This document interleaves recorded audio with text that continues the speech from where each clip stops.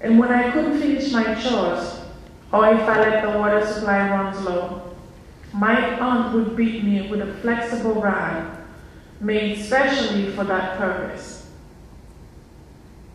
And when that wasn't enough,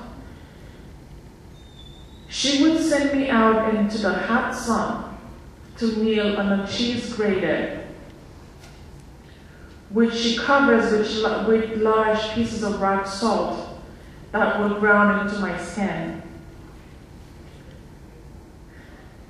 I often dreamed of freedom back at my aunt in Jacmel.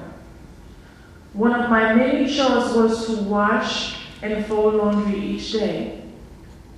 I balanced a huge basket of clothes on my head and carried them along the same path that I took to fetch water each day.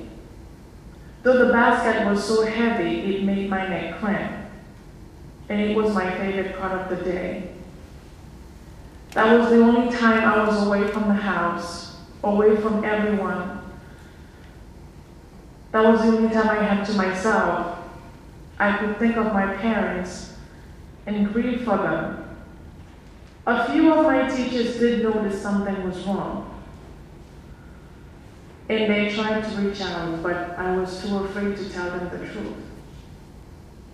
My cousin had threatened me if I tell anything that went on out of this house, or if I told them, that she would send me back to Haiti, and where my other cousin, who sold me to her, said that if I ever got sent back to Haiti, then she would put a bullet through my head, which I believed her.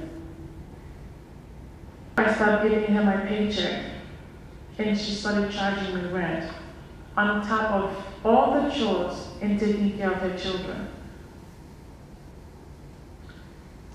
Not long after that, I finally summoned the courage, or perhaps the desperation, to run away. I didn't care anymore if she called immigration, which she always threatened me. I didn't care if she would put a bullet through my head. I was just tired. There had to be a better life. There had to be a better way of living.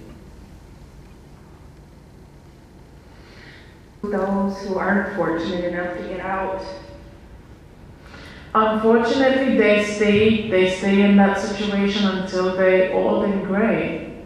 That's what happens to domestic slaves. They just stay there.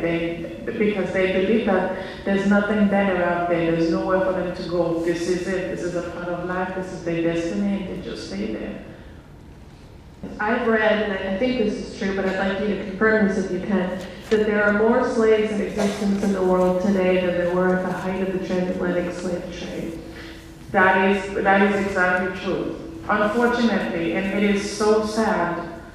It's so sad knowing that the United Nations is aware of that, and it's just still happening. It's sad.